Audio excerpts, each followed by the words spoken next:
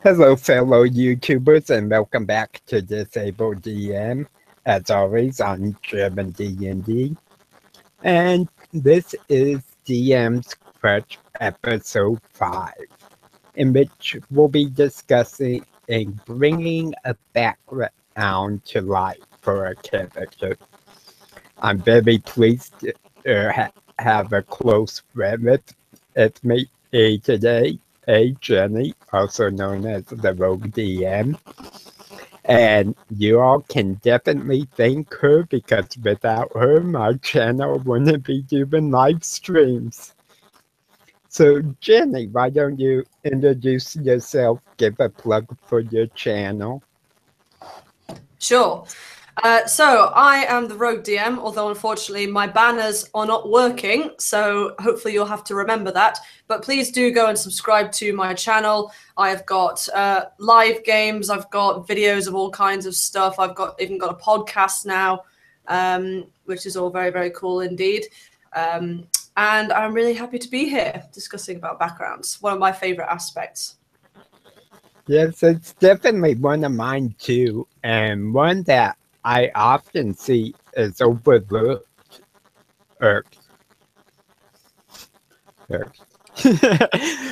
Look, Urbius waved at you, Jenny. Yeah, I thought he would. Hello, Randall. Yeah, I suppose it depends, or rather in my experience, it's depended with backgrounds. Sometimes they are completely overlooked and they don't even become part of the character creation process. And then other times they're focused on hugely. Like DMs insist you must turn in a background and they will like chase up players if they don't. Yeah.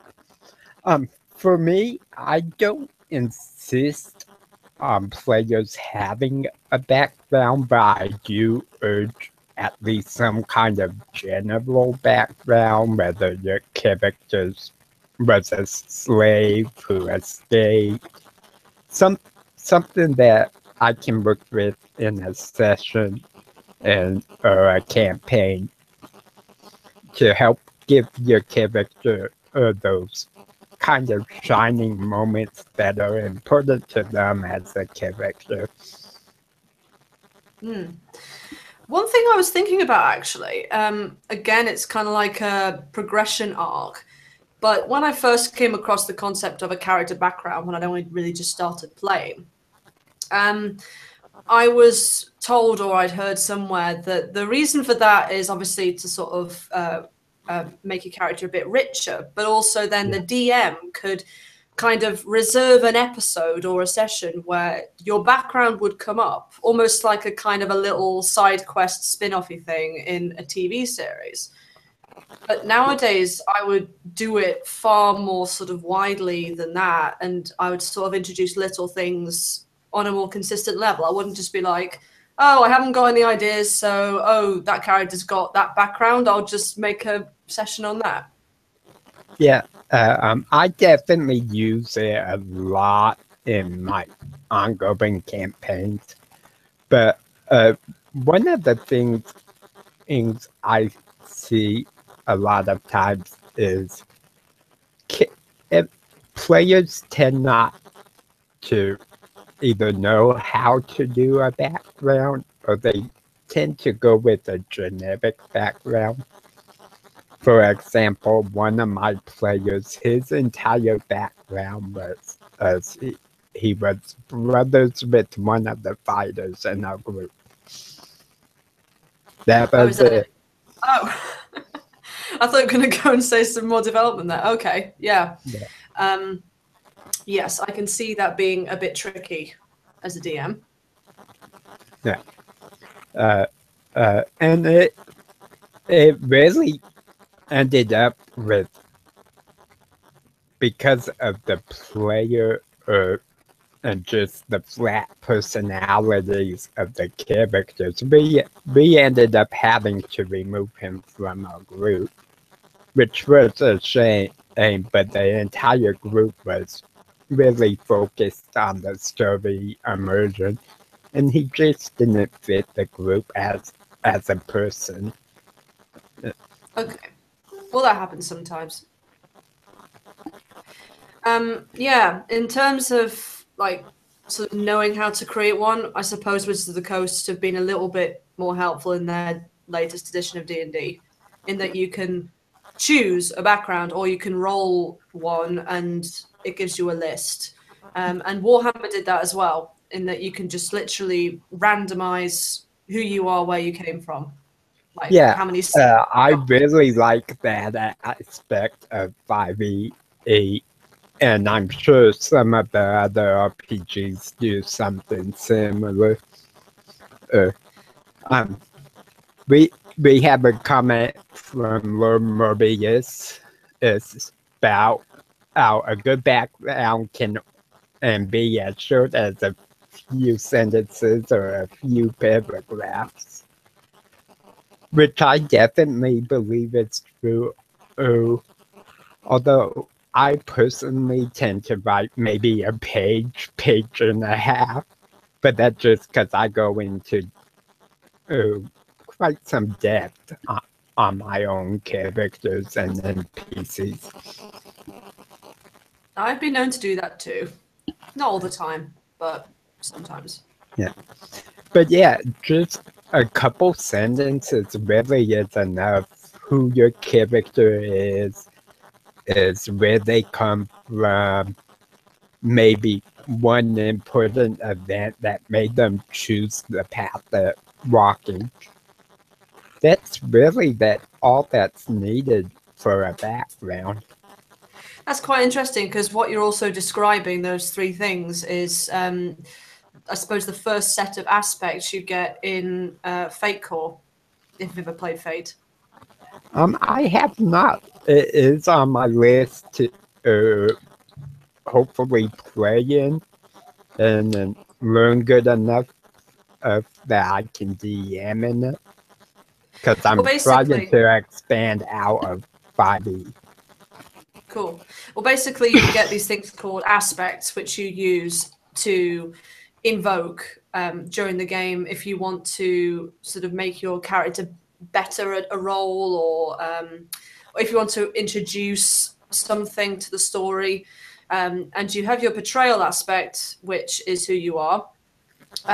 Sometimes there's a background aspect depending on what sort of branch of Fate you play. There's also a trouble aspect, which is a flaw, which the DM, the DM, oh, what the hell is it called? Mine's gone blank. I'm too hot. They, oh man, they invoke it off you. They compel. There we go. They compel. Okay, compel.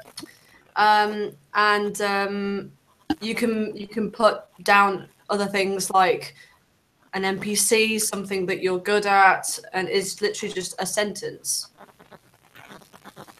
Okay. Interesting. So, not everyone likes it, I must say. Yeah. It's not for everyone, but I like it. So, saying a player has a decent background, we'll use one of my characters, Silk, for example. She's a human ranger that's kind of a desert barbarian and kind of nomad. Very much anything a man can do, I can do better type deal. But part of her background is her clan was slaughtered when she was 5, and her brother were taken as slaves and sold separately. And her owner was rather cruel and wanted his way with his slaves. So, as she grew up, she finally killed him. Oh. And he has vowed that to seek out all her master's noble friends who have mistreated her, kill them, and find out what happened to her brother. Well, that's already a lot of things set up that the DM can put in. So there's the lost brother, which she could be indirectly looking for. There's obviously her vow to kill all the nobles as well. So, and also the players love it if the players do a background like that and they set something up where there's a threat to them or they want something, and then suddenly they spot somebody who they actually know who it is, and that really pulls them in. Yeah. That's a really cool background. I like that. Thank you. So using this character and that kind of background, how could we as a player or a DM or both help bring that to life in a session or a campaign? Okay, I suppose I'll do DM first. I suppose the thing about when you're doing a DM is how significant that character's background is compared to the rest of the campaign. Yeah. So, for example, in my Shadows of Estrin campaign, I think it was one. There was like two main character backgrounds, and at one point, one of them was really quite important, and then that moved on to another one that was really important. But then another character, theirs wasn't so important; it was more sort of underlying. Whereas in my Clockwork Opera game, the backgrounds are important, but they are sort of less significant to the actual plot of the entire campaign. So it really depends on how much you want to integrate the backgrounds into the actual story of the campaign. Sometimes they work really, really well. Other times they're better sort of more on the side. Or you might find a way to get them in, and then once that time is done, it starts to move away. Exactly. One of the tricks I use a lot is dreams or visions as concerning each character and their backgrounds. Yeah, dreams can be good. Maybe to sort of spark them into doing what they were supposed to be doing. Yes, I find it a good way to give out information to the characters, but I also bring up a lot of stuff in the backgrounds. I quite like to do it if the players have gone to a new area. So they've just been traveling, and then obviously it's a new place. And obviously with new places comes new sets of people who come and go. And quite often backgrounds are centered around people or other humanoids or whatever their race is. Because that way it's more sort of personal to them. Yeah. One of the things I did recently in one of my games that I thought was interesting and the players seemed to enjoy it was I actually highlighted one character's background as a hallucination effect of a plant. And I had all the other players, with their permission of course, play an NPC or a character in this scene. And they seemed to really enjoy it, although I felt kind of bad because it was highlighting one character's background and the others were just kind of there. But well, yeah, but still you can change it around to someone else's spotlight a bit later. Exactly. And that's something I try to do, even if it's only one person at that current time has something with the background. I try to include everyone in that situation. And then I go through and highlight each other character in the same session. It can also be good to have players play NPCs if there's sort of several important NPCs, so the DM doesn't have to kind of keep exchanging conversations with themselves or changing their voice. And again, it's more personal for the character because you've got actual real people sort of being characters that they've thought up. Yeah. I've I've done that on times, and sometimes I'll even bring in a guest to play an NPC. Hey, Yeah, I did that, and the players loved it. In fact, yes, now on 2 occasions, the players loved it. yes, and it really seems that players do enjoy that. So, what's some other tricks we can use as a DM to bring someone's background in?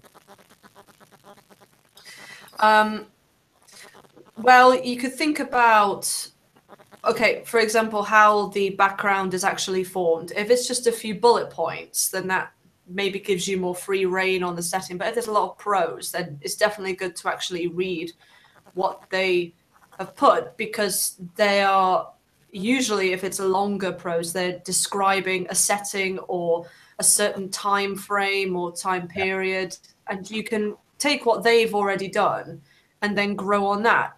So, for example, in this campaign I was in, excuse me, where I'd written like pages and pages and pages.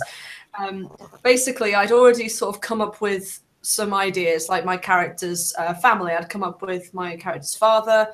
I also had a sister, a younger sister, and that kind of thing. And I hadn't really talked about them very much. I just said, "Oh, by the way, I have 2 sisters." And a couple of brothers as well. And the DM decided to take the idea of the older sister and use that, and then she became an antagonist, and that was all very, very cool. But I didn't really need to talk about her very much. I talked about another aspect. So that's another thing as well. If there's things that are mentioned but not developed, you could take those and develop them. And then the player kind of goes, "Oh, I didn't think of that." Yeah. One of the things I did was in my Monday night campaign. We had a female character by the name of Melanie, who's a bird, and the player had given me a pretty nice background to work with, including her family, a and almost, I think it was our second and a third session. She was on the verge of leaving the event entering group because she hadn't signed on for all the trouble they were encountering. And, and I had brought in an NPC that I had made up that was her nanny growing up. And she was all happy to see her nanny, didn't expect it at all. And I had her nanny mention that her father, who in the background she had provided, had died. I and was involved in some sort of scandal for extortion. But I had the nanny reveal that she suspected her father was actually murdered. And that later on, maybe another 6, 7 sessions down the road, they ended up going to Melanie's hometown, meeting with her mother to try to get access to her father's journal.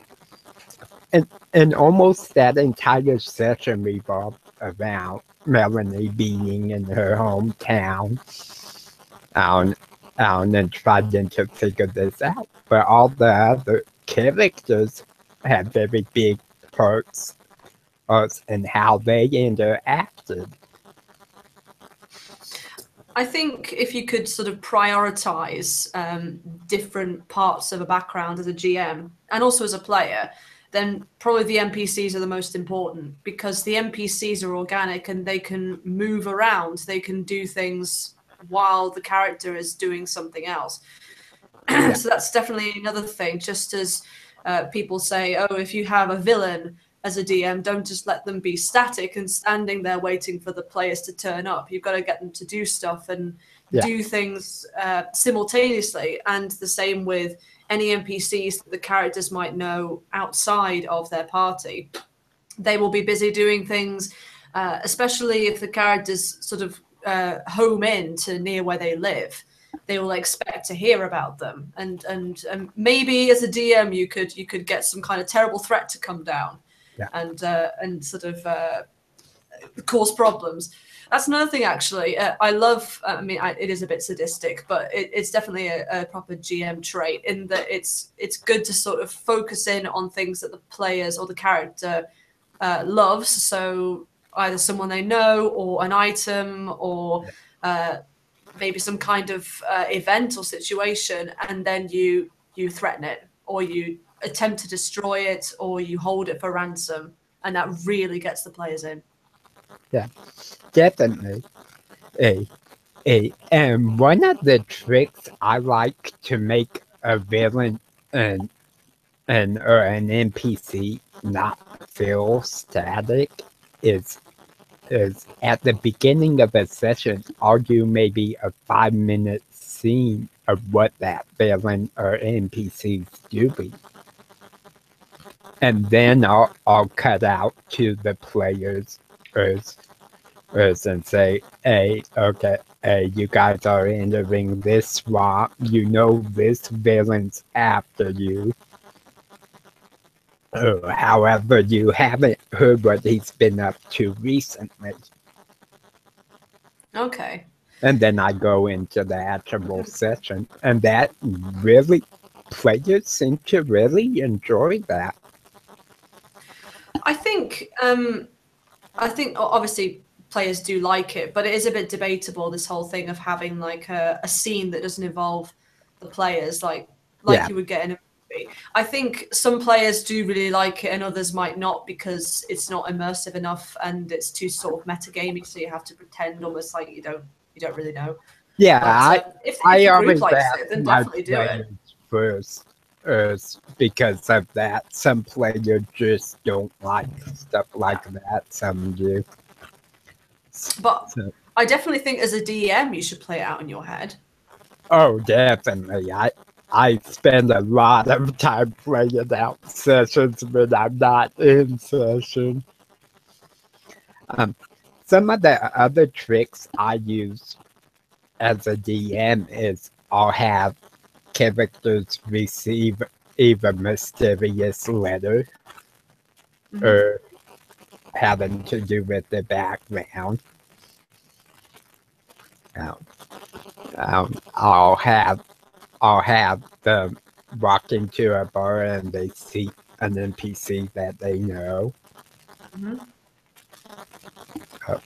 And sometimes if the entire group is fine with it, I'll have whatever quest one character is on become a major part of what they're doing.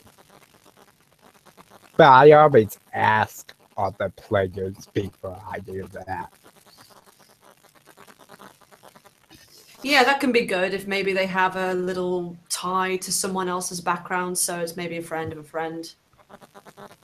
Because then again, the players will get attached to them, and then, maybe if they've been with them for a long time, you could then kill them off, or they could die dramatically and they will be mortified. And it's brilliant. Oh, it's definitely a very brilliant episode when that happens. And I've seen it really change how a player plays the character. I've seen in characters who were scared, naive young women go to basically this all out. Okay, I'm gonna fight for what's right. Yeah, it definitely encourages role playing as well. Right. So, one of my biggest questions is if a DM isn't doing these kind of things, things to bring the characters' backgrounds into the sessions or campaign. How can the players kind of do it in a way that tells the DM that they want this as part of the session without being overbearing or stealing the spotlight from other players, things of that Yeah, nature? that's a bit trickier because obviously the DM is in control of most of the story. But I have had experience of that when I wrote my first proper background and really tried to role play my character. I suppose I would call it my first proper character. The DM just kind of took it into account and said, oh, okay, that's very good. But the actual campaign itself didn't involve anything to do with my background. So there was no kind of threat. There was no consequence either. Yeah. I'm a big thing about consequences to do with backgrounds. So I felt a bit sort of cheated. I suppose one thing you could do to start with maybe is sort of talk in character about what happened in the past, like at a sort of opportune moment. I did that several times, and the DM unfortunately didn't really take that as a hint. So maybe you could talk to the DM in private and say, oh, by the way, I'm really happy with my background. I'd like you to put some of it in, please. Because I think as a DM, you've got an obligation. If someone's written a background, then they obviously want to see that being played out in the game, or else they wouldn't have written it. Exactly. Right. It took me a while to realize this, being a new player, but still, it's like it doesn't just flesh out your character; it fleshes out the whole of the setting potentially. Oh yeah, definitely. And in fact, that's one of the ways I do world building. Is I'll start with basically a town in one or two locations and plot my players into a one shot of the beginnings of a campaign and take their backgrounds and make it part of the world. I like as well player collaboration with backgrounds, and I did that quite Yeah. a lot with A Clockwork Opera, in that I read their backgrounds and I said, okay, these are all great because they're all sort of you could be plonked into different locations in the city, and that would be what you were familiar with. So I said, okay, let's flesh out this setting that you've sort of grown on a little bit. So and so is in the void. So and so is a member of this liberal political organization. So and so is a member of the UEM, who are the bad guys, basically. And so is from a foreign land and has come over to work. So there's all these things that you can sort of grow upon, and then it'll help flesh out the setting. Yeah, one of my favorite characters that I played, that I collaborated with another player on our background stories, was my lawful good tiefling paladin. And we had another player in our group who was playing a female tiefling bird. And I was like, well, I've never played a tiefling, but my idea for my character is he's kind of a noble from basically an interdimensional clan of tieflings who were merchants, kind of playing up the devil all bit at making bad deals with them. And the player was like, well, mine's been part of this acting troupe and grew up as an orphan, doesn't like nobles because of their better than thou attitude. Mm-hmm. I'm like, okay, well, let's intertwine our backgrounds together. And they agreed, and we ended up with my guy had hired her troupe to perform at his birthday party. And he was really impressed with this tiefling bird and asked his parents to keep her on as a retainer. And they ended up having an affair due to one of the other troop members being jealous and spiking the drinks with blood potions. Ah. And they got caught up in the morning with the guards coming in, this commoner being after this noble for his money. He really liking her, but doesn't really defend her honor because he's more scared of his family than and of her reaction. And so a couple years go by, and they end up in the same adventuring guild, going out on a mission together. And during this time, he had became a paladin and had feelings for her. So for like the first probably 5-6 sessions, it was kind of that love-hate relationship between them. And that really brought those characters to life for both of us as players, and the rest of the group was loving the interaction between us. Yeah, it's a good point. I suppose you can have different characters know each other within the party already. I had that in this Edge of the Empire campaign I was in. I was playing a droid, and I knew another member of the party who was a Gant, who happened to be called Gant. And basically, we kind of developed a mutual alliance in that we protected each other. Both of us were running away from someone or like an organization, different ones. He was running away from some huts, and I was running away from some rebels. So we were basically covering each other's backs. And it was kind of surprising, actually, how not emotional, but how kind of remorseful I got when eventually his character kind of developed a use of the Force. He turned to the dark side, and eventually he left on this little ship with some Sith guy. And said to me, "Oh, take this hologram and send it off to this admiral." And I thought to myself, well, he can't just go.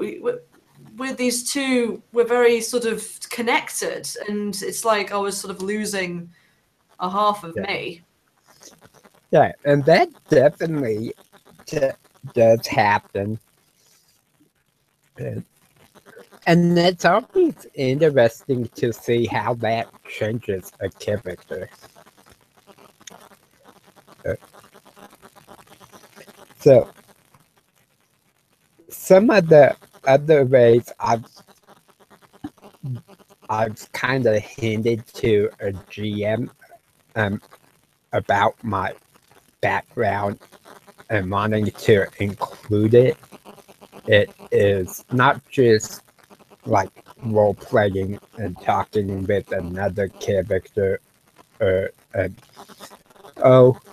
I know the feeling of loss because I felt that way when my mother died, for example. But I've also done it in my descriptions of how my character reacts to certain smells, certain food tastes, maybe something he sees. Yeah, that's a good idea. Kind of like sort of exposition. And that way as well, I suppose if the DM isn't quite sure why you're doing it, then they would sort of be like, oh, why are they sort of reacting in this way? And then it could kind of go on from there. Yeah. And I found usually if nothing else works, doing something like that will work.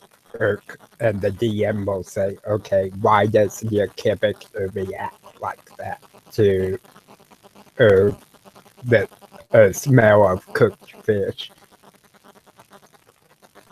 And I'll respond, well, my character-driven for example, because that actually is one of my character's names. Ames remembers back when he was a child how his family would always cook and grill these fish over a large steam pit. And it was common for the extended family to come, and they would hold a big picnic type thing. So just the smell, a similar smell of fish being grilled like that, he tends to rush and has to have some. And usually the DMs will play off that.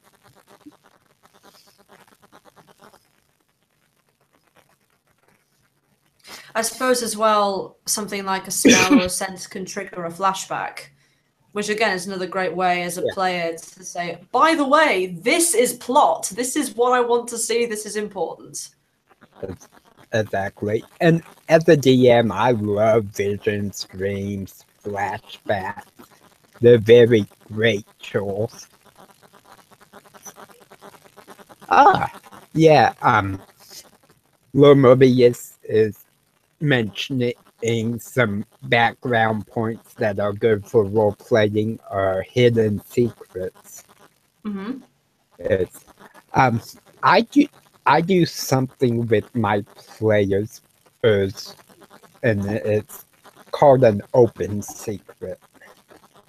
And that's because I have some very good players who are very well suited for not bringing player knowledge into what the character would know. And we discuss backgrounds and what's going to happen in the session, and etc.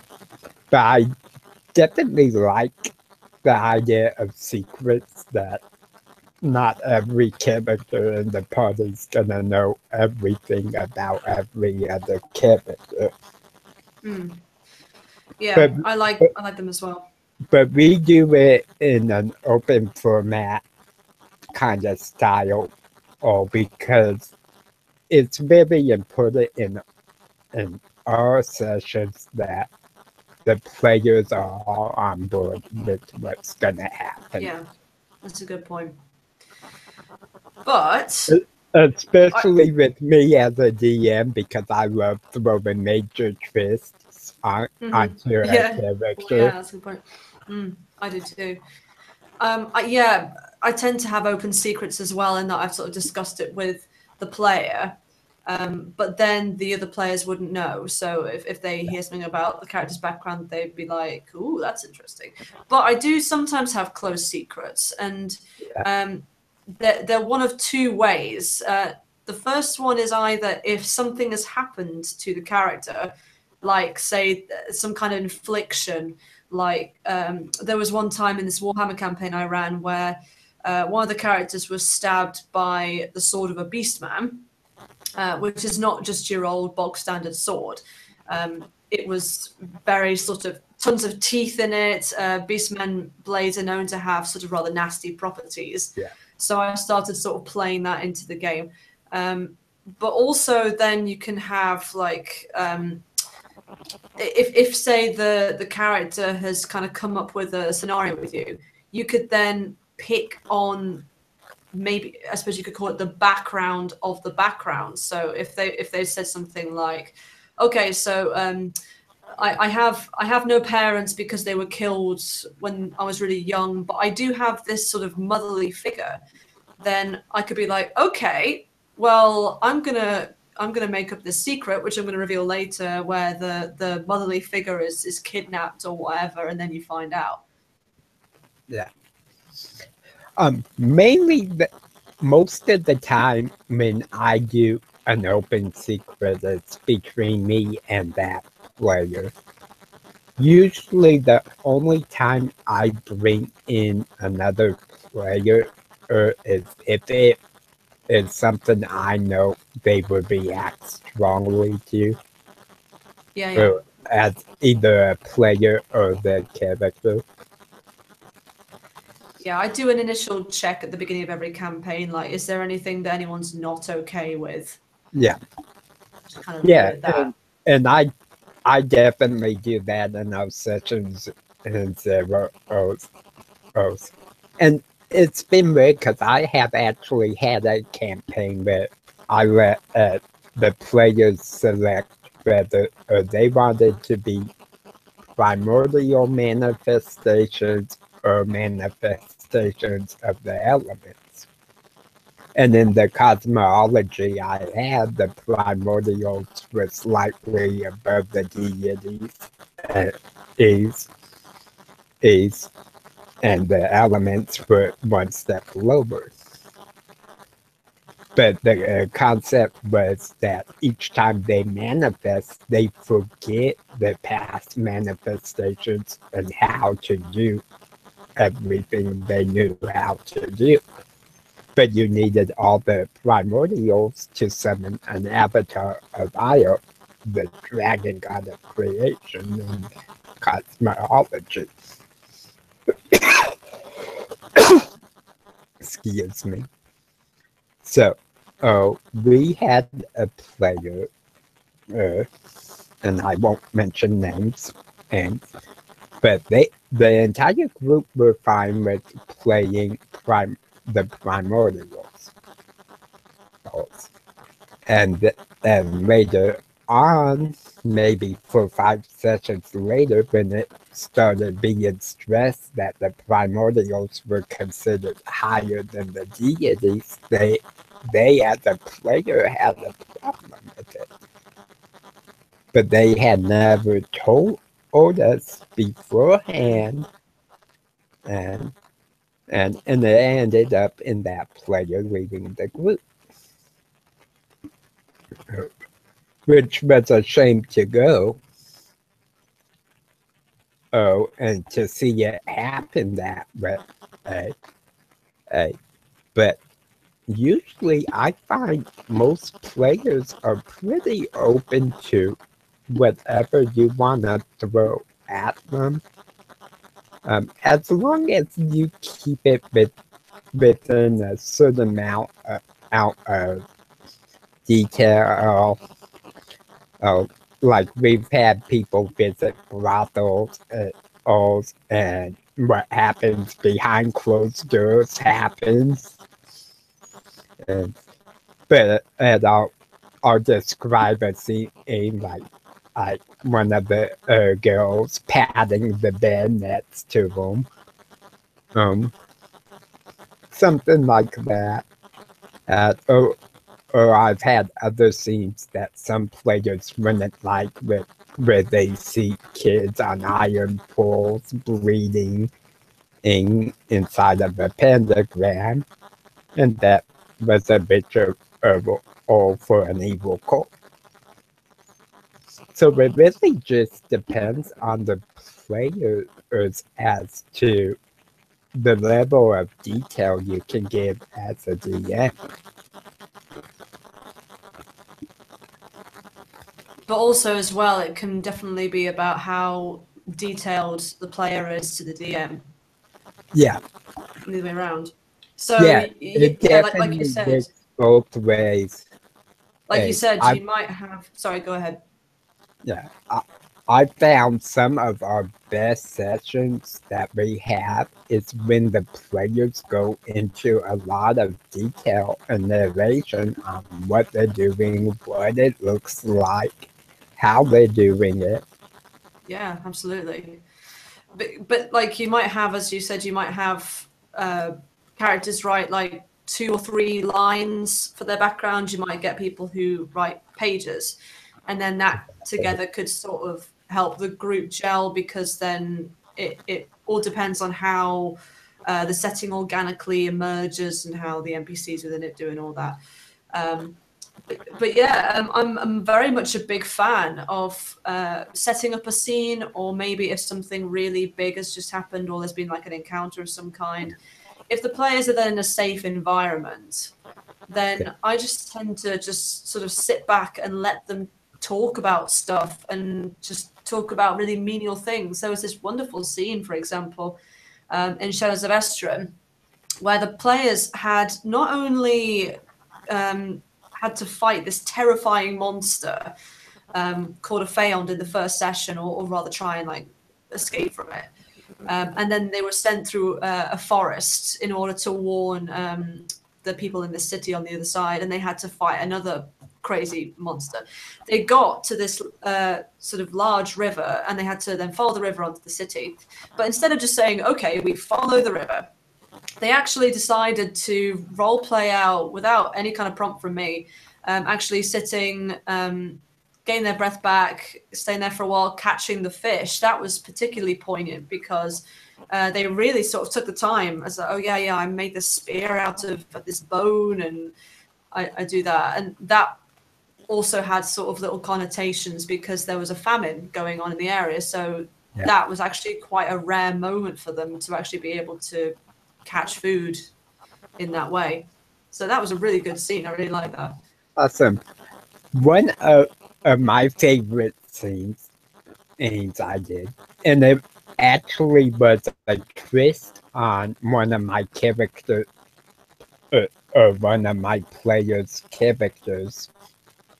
His background was he was raised by an elderly couple that he believed was his parents who had died. And he had some more stuff in it, like he was the town executioner, etc. Well, I had came in later in the campaign, and I was like, hey, I would really like to do something big with your background. And are you okay with me changing it up? And he's like, well, kind of depends how. I'm like, okay. Well, are you okay with the people raising you not being your real parents? And he's like, oh yeah, that would be a cool story. I'm like, okay, well, I'm not gonna tell you who your parents are until we're in session. And it turned out that Bahamut had stolen him from the evil necrotic cult that was hunting them as a baby because he wanted this child to be raised up a good man.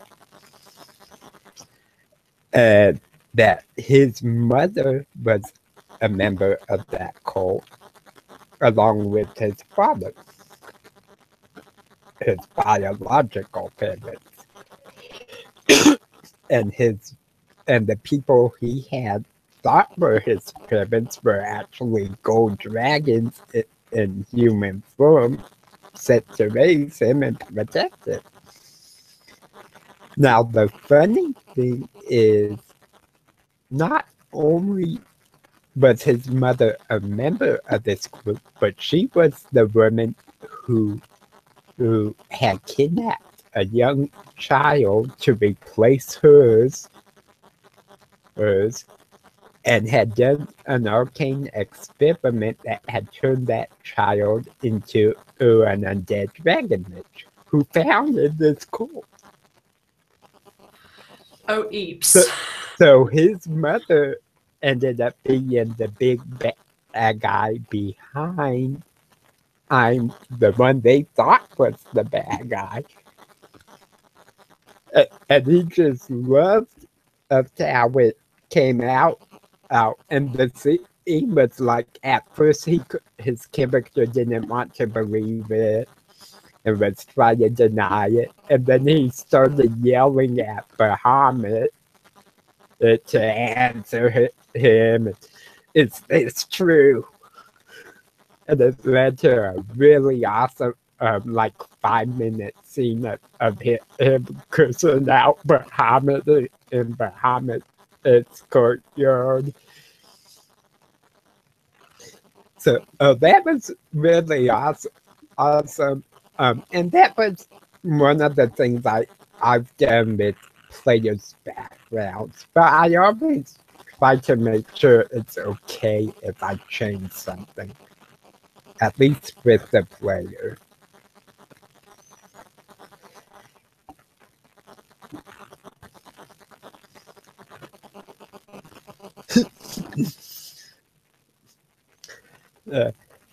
So I think we've covered quite a bit on how we can actually bring a background to life. Like whether it's as a player or a DM. Are there any thoughts you have, Jenny, on something we may not have missed? I'm thinking, but I think we have covered everything quite concisely, really. Because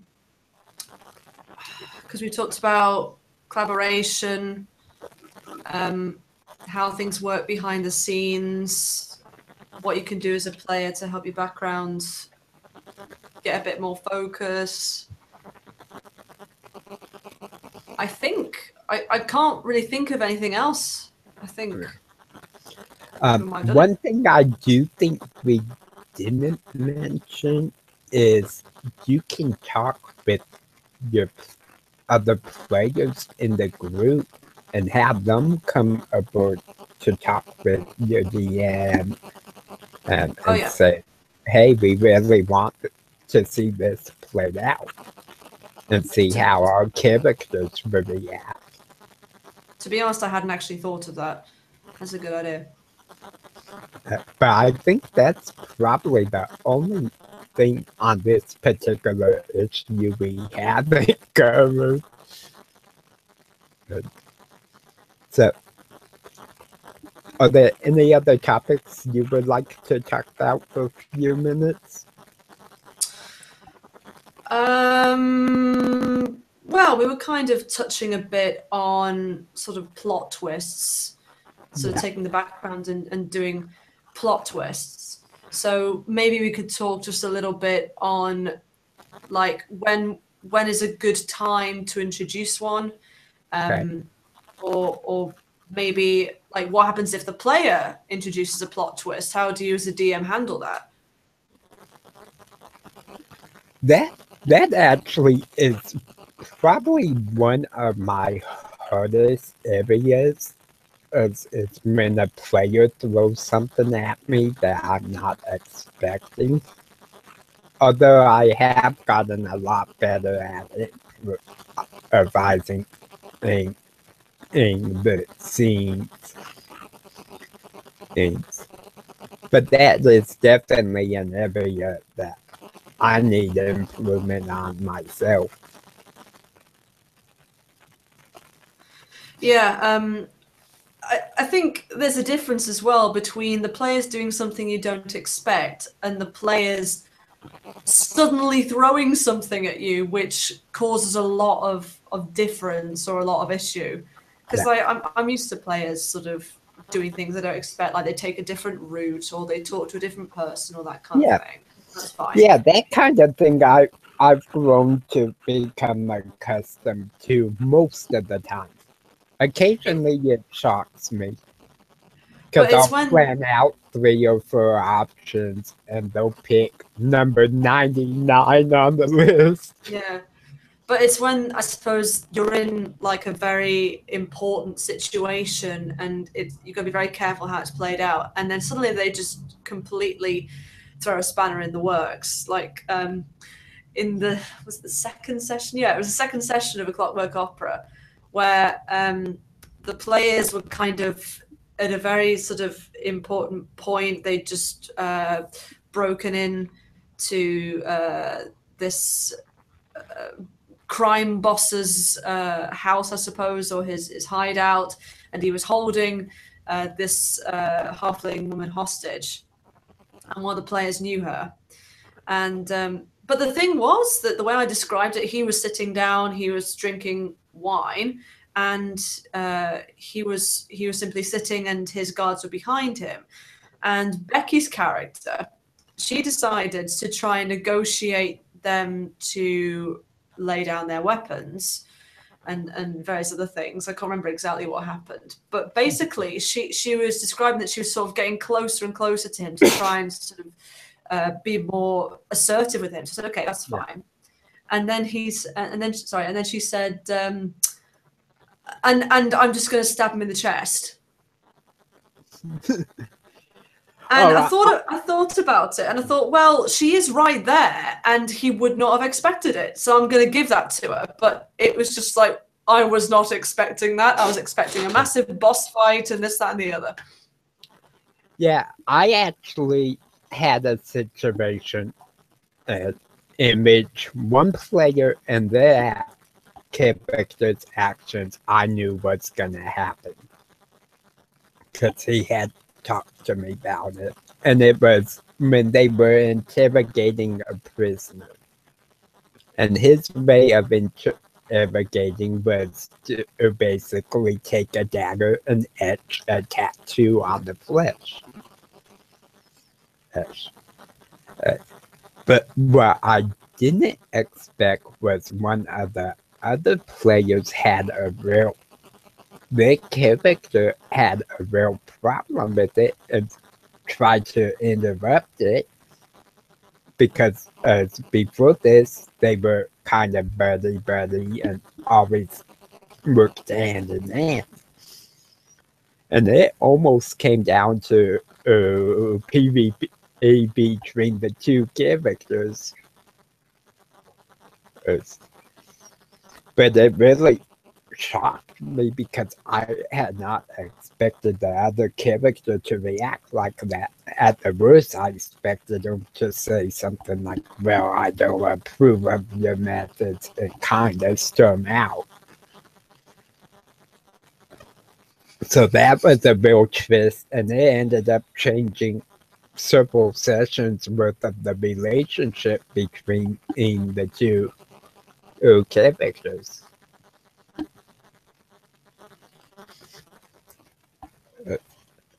But yeah, I've gotten, I would say, pretty flexible with being able to improvise on the fly for whatever the characters and players throw at me now. I definitely still need some practice and definitely had problems with it in the past. And one of the tricks I use a lot is if I have something in the scene, and whether it's an NPC with information or an item, and they do something I don't expect, I just change the location of the item or who has the information, and then I throw it at them later. Do you mean in terms of if they sort of suggest what the location is, you go with it, or do you mean that you just sort of throw a curve? I've done both, but a lot of times it will be something along the lines of I have an NPC that they're supposed to talk to learn location of something that they need to know, and instead they decide to kill the NPC. Hey, so I just make it someone else has the information that they need.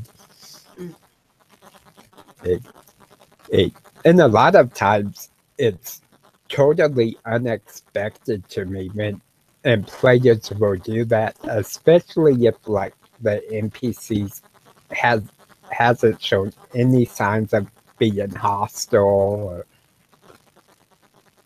they just players' characters don't like their attitude or how they speak, and it's like, okay.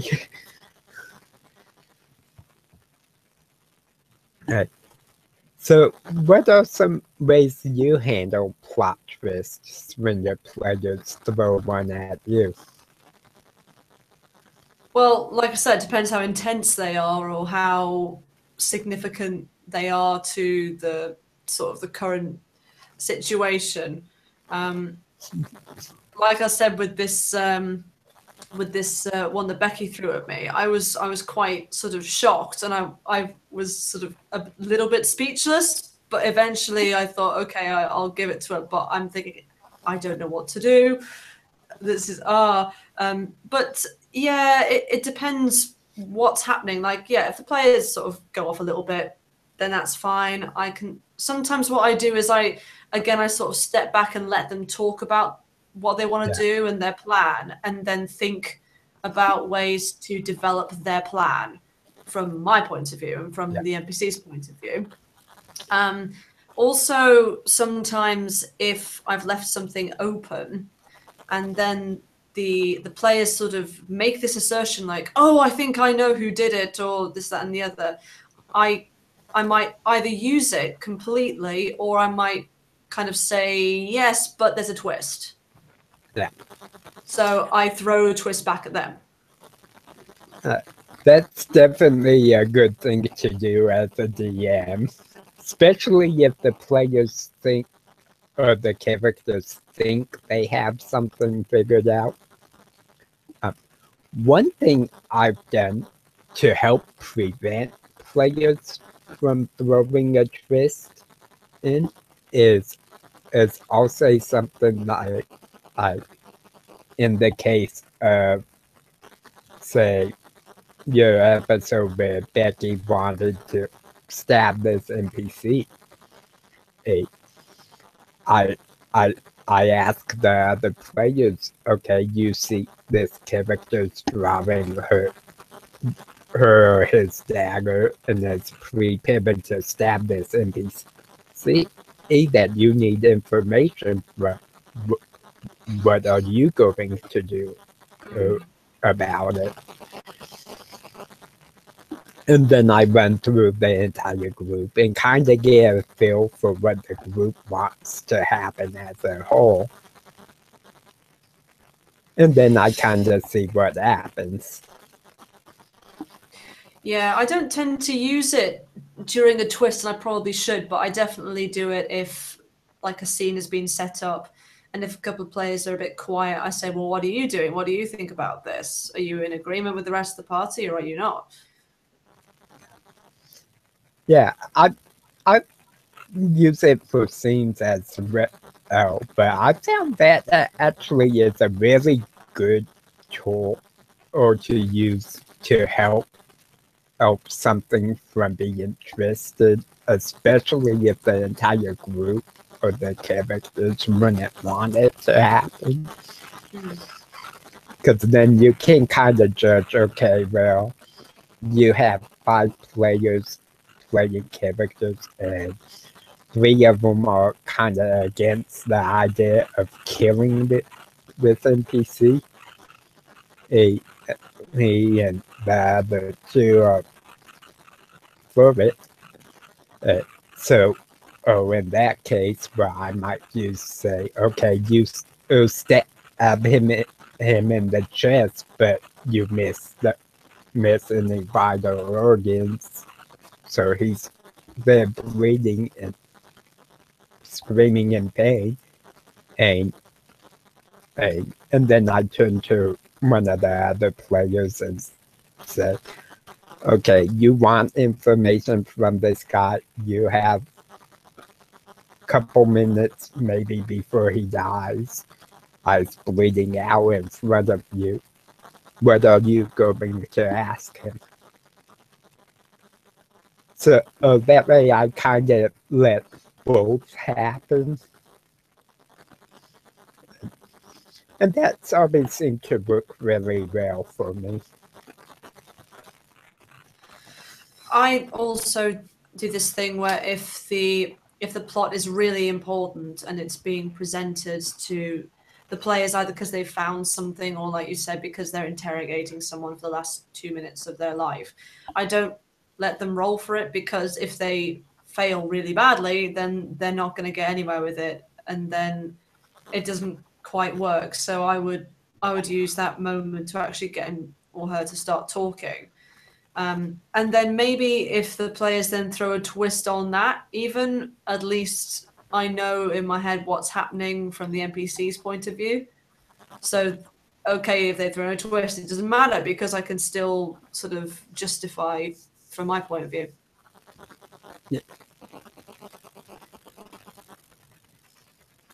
Yeah, I definitely agree with Murbia's statement about party strife can be the stuff of good role playing when it doesn't lead to arguments and players getting mad.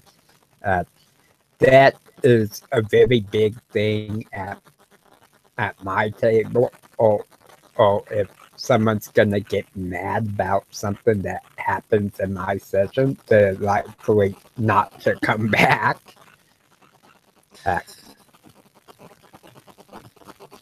Most of my players are pretty open. They work very well together. And that's just kind of a standard we set.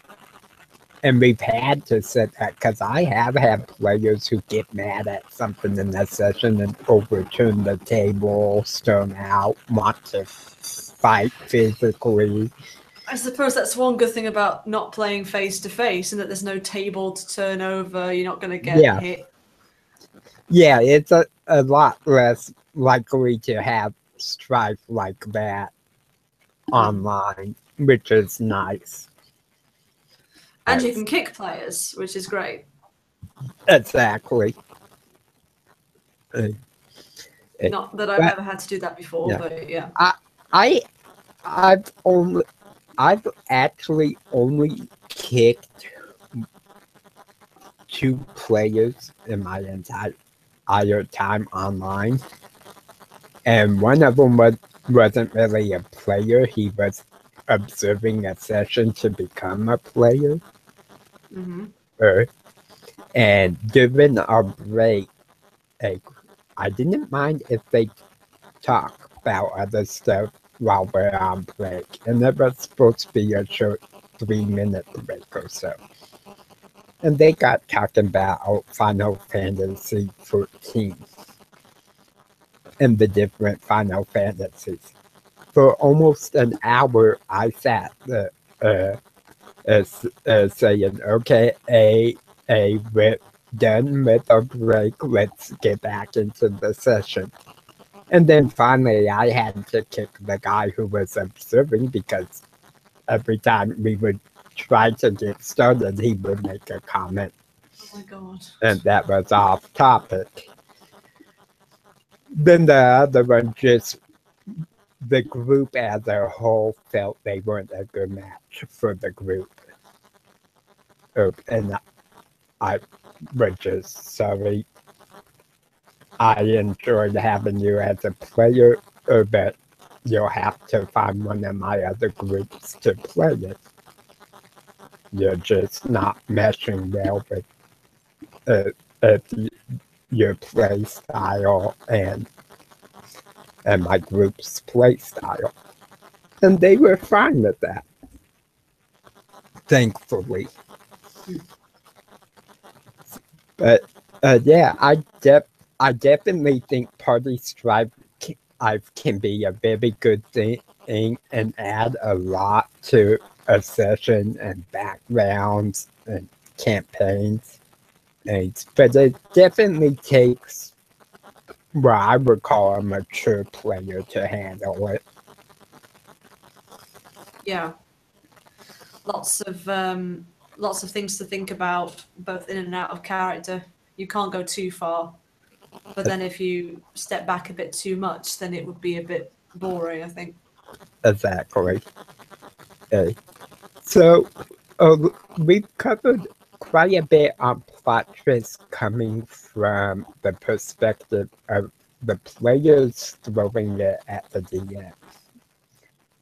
How about we talk a few minutes on the reverse with the DM throwing plot twists to the players?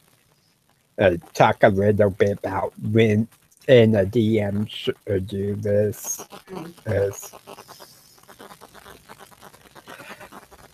Well, go ahead, Jenny. Okay, I was just going to say, I think if you're going to in a sort of quite a short summary, if you're going to throw a twist at the players as a DM, you need to prepare it first in terms of lay a bit of foundation. I wouldn't want to just throw something random at them without any kind of context. And even when you do throw something at players, they won't know what the context is until you then sort of explain it. So that's okay. Yeah. But you wouldn't just sort of, I don't think you should do something utterly random without them knowing why. Usually what I do, if there's a plot twist coming up, I'll give kind of a foreshadowing of a very minute part of it. Like in the example I gave with one of my players' characters being his biological mother had done on this evil deed, and I had foreshadowed the lady in a dream that character had, showing her kidnapping the young child. And then a little bit later on I had them find a journal that explained how she had done this experiment and had created this dragon age from that child. But it wasn't till quite a ways in that they figured out the big plot twist was that this lady was that character's biological mother. But all throughout the campaign, kind of as a side note, I had thrown little hints about this lady. And so that's something I tend to do to kind of lead up to the plot twist.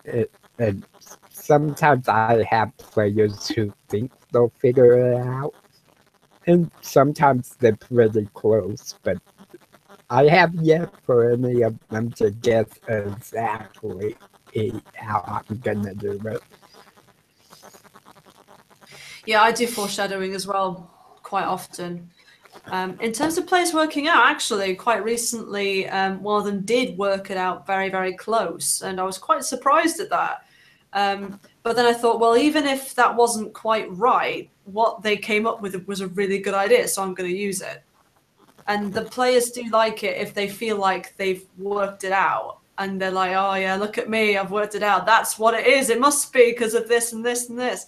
Exactly. So I definitely think at some points as a GM, you should actually take their sort of being in the limelight and actually rub that in with them, because there's nothing worse than thinking they've worked it out and they justify why, and then you kind of come up with a convoluted plot that you'd come up with yourself and say, actually, no, it was this and that, and then the players get confused because it's not so logical.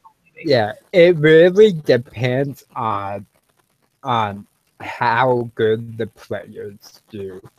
Sometimes I'll take their stuff exactly. Sometimes I'll put a little twist on their idea, and sometimes it's a major twist that they couldn't possibly know was coming. And I like Lord Morbius's comment when it comes to plot twists, players reserve the right to say screw it and move on to the next town, leaving the present mess behind. Yeah, that has happened to me before. Because they definitely have that right not to deal with the situation. I suppose my players kind of half did it. Although I found when I tie a plot twist into one or more of the characters' backgrounds, they normally do deal with it. Yeah. Well, like I said a while ago before, it's very personal to them, and it's very sort of connected with them. Exactly. Whereas if some random person has a few chickens missing, and then the chickens turn out to be infected, and the town might get terrible disease, if the players can just move on, they might be like, okay, well, good luck with that. Exactly. Hey, so I think we've covered this subject pretty well. Oh, and we are running close on an hour and a half. So, any closing thoughts you might have, Jenny?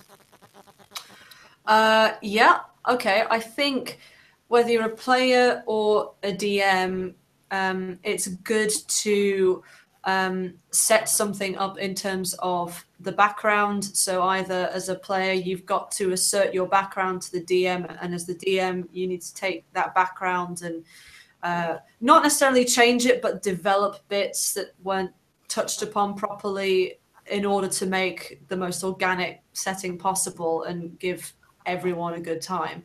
I think that's, I suppose, the main tip I'll give. I would definitely agree with that on both the players and the DM side, but I would extremely stress the importance of doing it as a DM, because the players want to see this stuff included. Otherwise, they would have taken just a simple background out of like the 5e player handbook and not really develop it. So it's important for the DMs to be conscious of that. That if a player does present some kind of extended background story or concept to you as a DM, and to work with your players to really bring out these backgrounds and how it affects the character now, and how it might even affect another character, and kind of work as a group. So that's my final thoughts on it. I hope our viewers enjoy the video and the live stream. And as always, may the dice roll in your favor.